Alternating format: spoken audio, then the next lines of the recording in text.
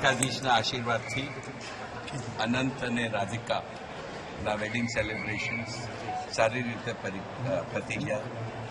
બધાનો સહયોગ રહ્યો અને મારે પર્ટિક્યુલરલી જામનગરવાસીઓને ખાસ થેન્ક યુ કહેવાનું, કારણ કે એમના સહયોગ વિના જામનગર હવે ઇન્ટરનેશનલ મેપ ઉપર આવી ગયું છે અને આ દ્વારકાધીશના આશીર્વાદ વગર થાય નહીં.